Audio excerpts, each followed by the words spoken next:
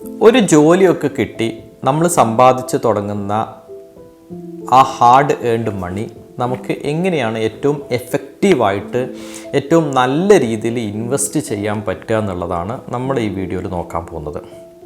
ഒരു തുടക്കക്കാരന് എന്തൊക്കെ ഇൻവെസ്റ്റ്മെൻറ്റ്സ് ആണ് ഇന്ന് ഇന്ത്യയിൽ ഏറ്റവും ബെസ്റ്റായിട്ട് ആൾക്ക് ചെയ്യാൻ പറ്റുന്നത് എന്നാണ് ഈ വീഡിയോയിൽ പറയുന്നത്.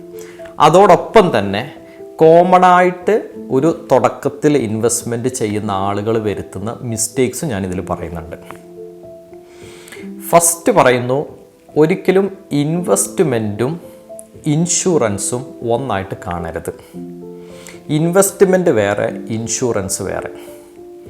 നമ്മൾ ഉറങ്ങുന്ന സമയത്ത് പോലും നമ്മൾ സമ്പാദിച്ചുണ്ടാക്കിയ ജോലിയിലൂടെയോ ബിസിനസ്സിലൂടെയോ നമ്മൾ ഉണ്ടാക്കിയിരിക്കുന്ന പണം നമുക്ക് വേണ്ടി വർക്ക് ചെയ്യുന്ന മെത്തേഡാണ് ഇൻവെസ്റ്റ്മെൻ്റ് എന്ന് പറയുന്നത്. ഇൻഷുറൻസ് എന്ന് പറഞ്ഞാൽ നമുക്കൊരു പ്രൊട്ടക്ഷനാണ്, അതൊരു ഒരു നമുക്ക് ഒരു കഷ്ടത വരുമ്പോൾ നമ്മളെ രക്ഷിക്കുന്ന സംഭവമാണ്. നമുക്ക് 2 ഇൻഷുറൻസുകളെ ആവശ്യമുള്ളൂ. അതിലേറ്റവും പ്രധാനമായിട്ട് ഒന്ന് വരുന്നതാണ് ഹെൽത്ത് ഇൻഷുറൻസ്. നിർബന്ധമായിട്ടും നമുക്കൊരു ഹെൽത്ത് ഇൻഷുറൻസ് ഉണ്ടായിരിക്കണം.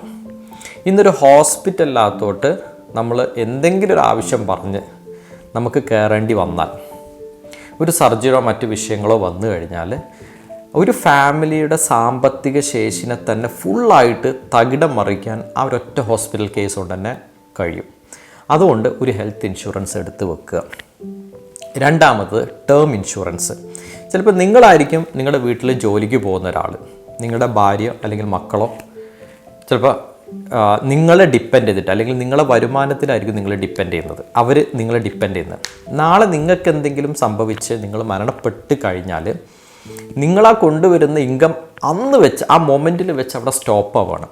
ഇവർ അന്ന് തൊട്ട് അതുവരെ കണ്ട ഒരു ലൈഫ് സ്റ്റൈലല്ല പിന്നെ ഇവിടുന്ന് അങ്ങോട്ടുണ്ടാവുക, അല്ലേ? നിങ്ങൾ ജോലി ചെയ്ത് സമ്പാദിച്ച് കൊണ്ടുവരുന്ന സമയത്ത് ഇവർക്ക് വണ്ടിയുണ്ട്, നിങ്ങൾക്ക് മറ്റു സൗകര്യങ്ങളുണ്ട്, നിങ്ങൾ അത്യാവശ്യം നല്ല ഒരു ജീവിത രീതിയിൽ ജീവിക്കും. പക്ഷെ നിങ്ങൾ പോയെന്ന അന്ന് തൊട്ട് ഇവരുടെ പ്രശ്നങ്ങൾ ഓരോന്നോരോന്നായിട്ട് തുടങ്ങും. എത്രയൊക്കെ പറഞ്ഞാലും നമുക്ക് ചുറ്റുമുള്ള ബന്ധക്കാർ നമ്മൾ ആദ്യ കാലങ്ങളിലൊക്കെ ഒരു പരിധിവരെ സഹായിക്കുമെങ്കിലും ഒരുപാട് കാലം അവർക്കും സഹായിക്കാൻ പറ്റില്ല. അത് അവരുടെ കുറ്റമല്ല, കാരണം അവർക്ക് അവരുടേതായ കാര്യങ്ങൾ ഉണ്ടായതുകൊണ്ടാണ്. അപ്പോൾ അങ്ങനത്തെ ഒരു അവസ്ഥ വരുമ്പോൾ നമ്മളെ രക്ഷിക്കാൻ നമുക്ക് ഉതകുന്ന സംഭവമാണ് ടേം ഇൻഷുറൻസ് എന്ന് പറഞ്ഞാൽ. ഹെൽത്ത് ഇൻഷുറൻസിനെ അപേക്ഷിച്ച് ടേം ഇൻഷുറൻസ് പൊതുവെ റേറ്റ് വളരെ കുറവാണ്.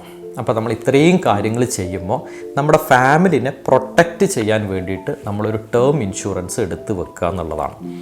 അപ്പോൾ ടേം ഇൻഷുറൻസ് നമ്മളെ ഒരു ഡീസൻ്റ് എമൗണ്ട് ഉള്ള ഒരു 1 CRൻ്റെയോ അല്ലെങ്കിൽ ഒരു 75 lakhsൻ്റെ ഒക്കെ ഒരു ടേം ഇൻഷുറൻസ് എടുത്തു വെക്കുക. നിങ്ങൾ മരണപ്പെട്ടാൽ മാത്രമേ ഈ പൈസ നിങ്ങളെ നോമിനി ആരാണോ നിർദ്ദേശിച്ചിട്ടുള്ളത് ആ ആൾക്ക് ഈ പൈസ കിട്ടും എന്നുള്ളതാണ് ഈ ടേം ഇൻഷുറൻസ് കൊണ്ട് ഉദ്ദേശിക്കുന്നത്.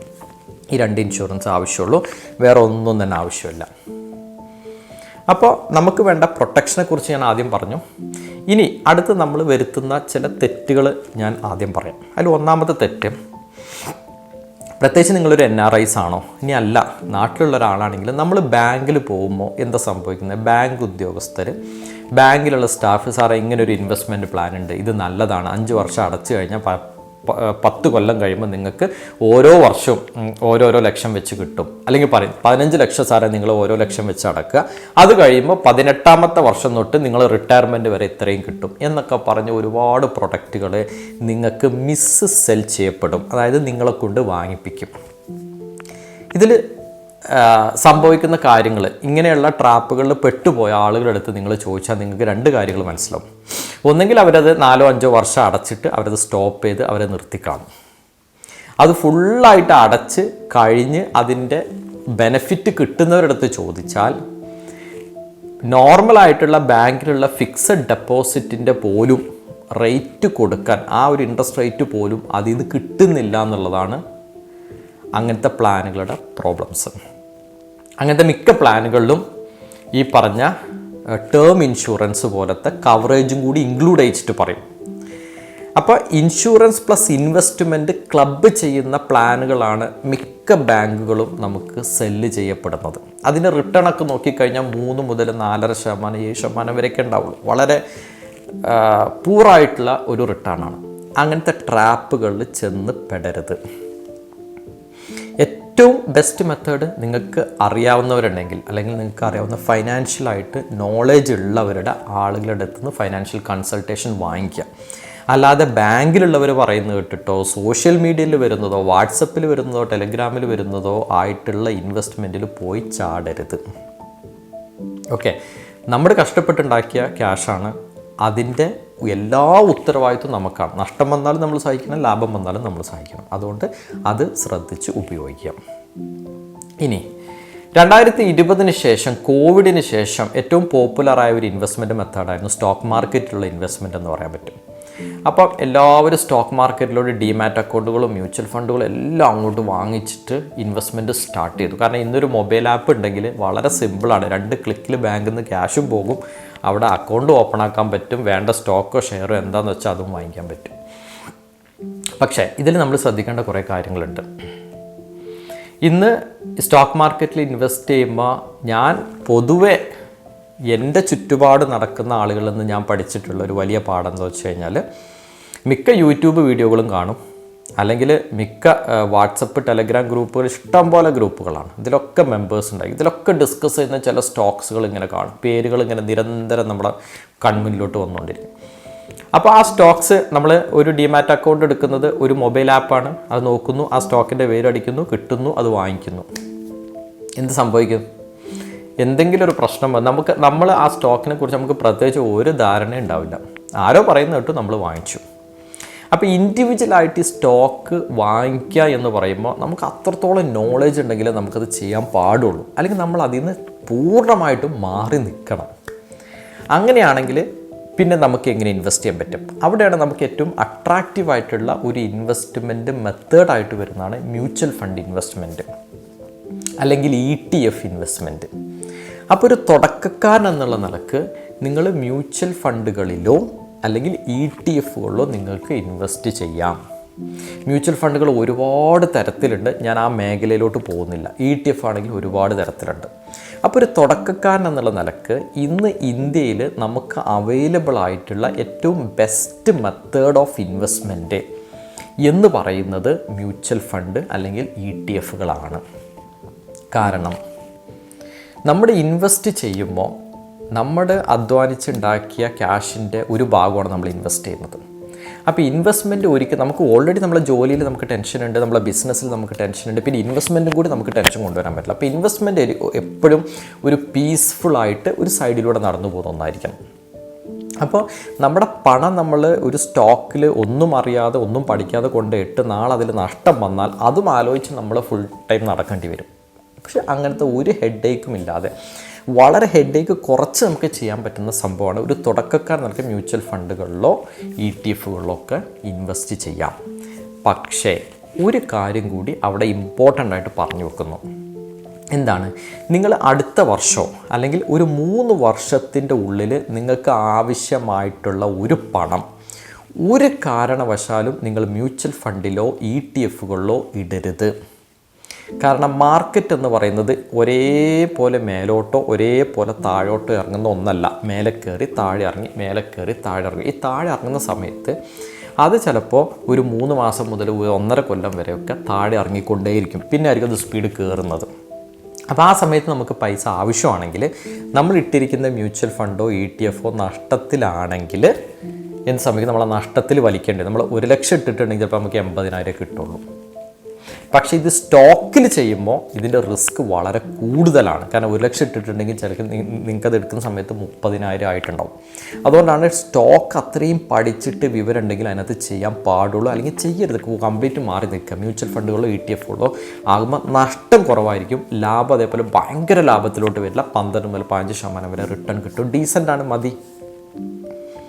അപ്പോൾ വളരെ ഷോർട്ട് ടൈമിലോട്ടാണ് ഉദ്ദേശിക്കുന്നതെങ്കിൽ 3 വർഷത്തേക്ക് താഴെയാണെങ്കിൽ ആ പൈസ ദയവ് ചെയ്ത് മ്യൂച്വൽ ഫണ്ടുകളിലോ ETF-കളോ സ്റ്റോക്ക് മാർക്കറ്റ് എന്ന് പറഞ്ഞാൽ ഒരു കോണ്ടക്സ്റ്റിലോട്ടോ അതിനെ കൊണ്ടുവരരുത്.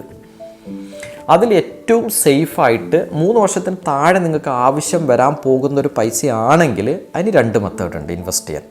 ഒന്ന് ഡെപ്റ്റ് ഫണ്ടുകൾ എന്ന് പറയും. അത് ഒരുപാട് കാറ്റഗറി ഉണ്ട്, ഞാൻ ആ കാറ്റഗറിയിലോട്ട് പോകുന്നില്ല, അത് പറയും. രണ്ടാമത്തെ മെത്തേഡ് എന്ന് പറഞ്ഞാൽ ബാങ്കുകളിലുള്ള റിക്കറിങ് ഡെപ്പോസിറ്റുകൾ അല്ലെങ്കിൽ ഫിക്സഡ് ഡെപ്പോസിറ്റുകൾ. ഇത് ചെയ്ത് വെക്കുക, സേഫാണ്, സ്വസ്ഥതയാണ്. 3 വർഷത്തിൽ കൂടുതലുള്ള ഒരു കാലയളവാണെങ്കിൽ നമ്മൾ ചെയ്യേണ്ടത് ഒരു ഭാഗം നമ്മൾ എപ്പോഴും ബാങ്കിൽ വെക്കണം. പിന്നെ വരുന്ന മറ്റ് പോർഷൻസ്, അതായത് ഇപ്പോൾ നമുക്കൊരു 3 ലക്ഷം ഉണ്ടെങ്കിൽ നമുക്ക് 1 ലക്ഷം അല്ലെങ്കിൽ 1.5 ലക്ഷം ബാങ്കിൽ വെച്ചിട്ട് ബാക്കി 1.5 ലക്ഷം ഈ പറഞ്ഞ പോലെ മ്യൂച്വൽ ഫണ്ടുകളിലോ ETF-കളിലോ നിക്ഷേപിക്കാം. മ്യൂച്വൽ ഫണ്ടും ETF-ഉം പറയുന്നത് നമ്മുടെ ഇൻഫ്ലേഷനെ ബീറ്റ് ചെയ്തിട്ടുള്ള റിട്ടേൺ കൊണ്ടുവരും എന്നുള്ളതാണ്. എന്താണ് ഇൻഫ്ലേഷനെ ബീറ്റ് ചെയ്യുക എന്നുള്ളത് എല്ലാവർക്കും അറിയാം. ഇന്നത്തെ 100 രൂപ അല്ല 10 കൊല്ലം കഴിഞ്ഞിട്ട് കിട്ടുന്ന 100 രൂപ. അപ്പോൾ അതിന് വാല്യൂ കൂടി, അപ്പോൾ അതനുസരിച്ചിട്ടുള്ള നമുക്ക് നമ്മുടെ കറൻസിയിൽ അപ്രിസിയേഷൻ വരണം. അതുകൊണ്ടാണ് ഈ മ്യൂച്വൽ ഫണ്ടും ETF-കളും നല്ല ഇൻവെസ്റ്റ്മെൻറ്റ് മെത്തേഡാണെന്ന് പറയുന്നു, ലോങ് ടേമിലോട്ട് 3 വർഷത്തിൽ കൂടുതലുള്ള ഒരു സമയത്തിലോട്ട്. അപ്പോൾ നമുക്ക് അവൈലബിൾ ആയിട്ടുള്ള ഓപ്ഷൻസ് ഒരു സാധാരണക്കാരന് അല്ലെങ്കിൽ ഒരു തുടക്കക്കാരന് ഇത്രയും ചെയ്താൽ മതി. 3 വർഷത്തിൽ കൂടുതലാണെങ്കിൽ ഇതിനകത്തോട്ട് കൊണ്ടുവരാം. 3 വർഷത്തിൽ കുറവാണെങ്കിൽ നിങ്ങൾ ബാങ്കുകളിൽ നിൽക്കാൻ പാടുള്ളൂ. ആ പൈസ ഒരു കാരണവശാലും സ്റ്റോക്ക് മാർക്കറ്റിലോട്ട് കൊണ്ടുവരരുത്. ഇനി അവസാനത്തേതും അതേപോലെ ഏറ്റവും ഇമ്പോർട്ടൻ്റ് ആയിട്ടുള്ള ഒരു കാര്യം കൂടി പറഞ്ഞിട്ട് ഈ വീഡിയോ അവസാനിപ്പിക്കാം. ഇതെല്ലാം ചെയ്യുന്നതിന് മുന്നേ നമുക്ക് ഏറ്റവും പ്രധാനപ്പെട്ടിട്ടുള്ള ഒരു കാര്യം കൂടിയാണ് എമർജൻസി ഫണ്ട്. നമ്മുടെ ചിലവ് എത്രയാണോ ആ ചിലവിൻ്റെ 6 മടങ്ങ്. ഇപ്പം നമ്മൾ ഒരു ഫാമിലി ആയിട്ട് ജീവിക്കും, നമുക്ക് 20,000 രൂപ മാസം ചിലവുണ്ട് എങ്കിൽ 20 × 6 1,20,000 ബാങ്കിൽ മാറ്റി വെക്കണം. അത് എന്തൊക്കെ നിവർത്തിയുണ്ടെങ്കിലും തുടരുത്. നമുക്ക് അത്യാവശ്യത്തിന് വേണ്ടത് അല്ലെങ്കിൽ എമർജൻസിക്ക് വേണ്ട പൈസയാണ്. അത് ഒരു കാരണവശാലും സ്റ്റോക്ക് മാർക്കറ്റിലോ മറ്റ് രീതിയിലുള്ള ഒരു ഇൻവെസ്റ്റ്മെൻറ്റിലോട്ടും അത് കൊണ്ടുപോകരുത്. It will be safe. ഏതൊരു സമയത്തും നമുക്കത് എടുക്കാൻ വേണ്ടി വന്ന ഒരു ATM കാർഡ് ഇട്ട് പൈസ എടുക്കുന്ന അത്രയും ലാഘവത്തോടു കൂടി ആ പൈസ നമുക്ക് പിൻവലിക്കാൻ പറ്റണം. അതുകൊണ്ട് അത് ഇൻവെസ്റ്റ്മെൻറ്റോട്ട് കൊണ്ടുവരരുത്. അത് തീർച്ചയായിട്ടും അവിടെ വെക്കണം. That is called emergency fund. അപ്പോൾ ഇതിൻ്റെ ഒരു പ്രയോറിറ്റി ഓർഡറിൽ പറഞ്ഞാൽ നിങ്ങൾ ചെയ്യേണ്ട ഒന്നാമത്തെ കാര്യം എമർജൻസി ഫണ്ട്, രണ്ടാമത്തെ കാര്യം ഹെൽത്ത് ഇൻഷുറൻസ്, മൂന്നാമത്തെ കാര്യം ടേം ഇൻഷുറൻസ്, നാലാമത്തെ കാര്യം ഒരു പോർഷൻ ബാങ്കിൽ ഫിക്സഡ് ഡെപ്പോസിറ്റ് ആയിട്ട് വെക്കുക, അഞ്ചാമത്തെ കാര്യം മ്യൂച്വൽ ഫണ്ടുകളിലോ ETF-കളിലോ ഇൻവെസ്റ്റ് ചെയ്യുക. 2-ലും ഇൻവെസ്റ്റ് ചെയ്യാം അല്ലെങ്കിൽ 1-ലും ഇൻവെസ്റ്റ് ചെയ്താൽ മതി. ഈ 5 കാര്യങ്ങൾ നിങ്ങൾ ചെയ്യുക. ഇതിൽ 5-ാമത്തെ കാര്യമായിട്ടുള്ള മ്യൂച്വൽ ഫണ്ടോ ETF-ലോ ഇൻവെസ്റ്റ് ചെയ്യുന്ന പൈസ 3 വർഷമെങ്കിലും നിങ്ങൾക്ക് ആവശ്യമില്ലാത്ത പണം ആയിരിക്കണം. അങ്ങനെയുള്ള പണം ഇതിൽ ഇൻവെസ്റ്റ് ചെയ്യാം. സ്വസ്ഥത സമാധാനത്തോടു കൂടി നമ്മുടെ ഇൻവെസ്റ്റ്മെൻറ്റ് ഒരു സൈഡിലൂടെ നമുക്ക് വർദ്ധിപ്പിക്കാൻ സാധിക്കും. അതേസമയം ഞാൻ ആദ്യം പറഞ്ഞിട്ടുള്ള 3 കാര്യങ്ങൾ നമുക്ക് പ്രൊട്ടക്ഷനാണ്. Emergency fund, health insurance, term insurance. ഇത്രയും ചെയ്ത് കഴിഞ്ഞതിന് ശേഷം മാത്രമേ ഞാൻ പറഞ്ഞിട്ടുള്ള 4-മത്തായിട്ടുള്ള ബാങ്കിൽ വരുന്ന എക്സ്ട്രാ വരുന്ന ഒരു എമൗണ്ട് ഫിക്സഡ് ഡെപ്പോസിറ്റും ഒരു പോർഷന് മ്യൂച്വൽ ഫണ്ടും ETF-കളിലോട്ടും നിങ്ങൾ ചെയ്യുക. ഇത്രയും ചെയ്ത് കഴിഞ്ഞാൽ നമ്മൾ വളരെ കംഫർട്ടബിളായിട്ട് നമ്മുടെ ഇൻവെസ്റ്റ്മെൻറ്റ് നമുക്ക് തലവേദന ഇല്ലാതെ കൊണ്ടുപോകാൻ പറ്റും. ഒരു കാര്യം കൂടി പറഞ്ഞോട്ടെ, ഒരു അൺറെഗുലേറ്റഡ് ആയിട്ടുള്ള ഇൻവെസ്റ്റ്മെൻറ്റ് മെത്തേഡും ചെയ്യാതിരിക്കുക. ഇന്ന് ഒരുപാട് പറ്റിക്കപ്പെടുന്ന കാലഘട്ടമാണ്. ഒരു എക്സാമ്പിൾ പറഞ്ഞാൽ പല ജ്വല്ലറികളിലും വരുന്ന ഗോൾഡ് സ്കീമുകൾ, പല ബിൽഡേഴ്സും നമുക്ക് പല ഓഫറുകളും വാഗ്ദാനം ചെയ്ത് നമ്മൾ വാങ്ങിക്കുന്നത്. ചിലപ്പോൾ ഈ വീഡിയോ കണ്ടുകൊണ്ടിരിക്കുന്ന ഒരുപാട് പേര് ഇത് പറ്റിക്കപ്പെട്ടിട്ടുണ്ടായിരിക്കും. അറ്റ്ലീസ്റ്റ് ഇനിയെങ്കിലും ഇങ്ങനത്തെ ഒട്ടും റെഗുലേറ്റഡ് അല്ലാത്ത ഇതിൽ പോയി ചാടാതിരിക്കുക. നമ്മൾ അധിക ലാഭം മോഹിച്ചിട്ടാണ് ഇതിനകത്ത് പോകുന്നത്. പക്ഷേ അധിക ലാഭം മോഹിച്ചിട്ട് പോകുമ്പോൾ ഉണ്ടാകുന്ന പ്രശ്നം എന്താണ്? നമ്മൾ കൊണ്ടുപോയിടുന്ന നമ്മുടെ ക്യാപിറ്റൽ പോലും നമുക്ക് റിസ്കിലായി പോവാണ്. അതുകൊണ്ട് അത് വരാതെ നമ്മൾ ശ്രദ്ധിക്കുക. നിങ്ങൾക്ക് ഈ പറഞ്ഞ ഇതിനെക്കുറിച്ച് എന്തെങ്കിലുമൊക്കെ സംശയങ്ങളുണ്ടെങ്കിൽ ഈ വീഡിയോയുടെ താഴെ കമൻ്റായിട്ട് ചോദിക്കാം. ഞാൻ അതിന് ആൻസർ ചെയ്യാനും ശ്രമിക്കാം. Thank you for watching the video.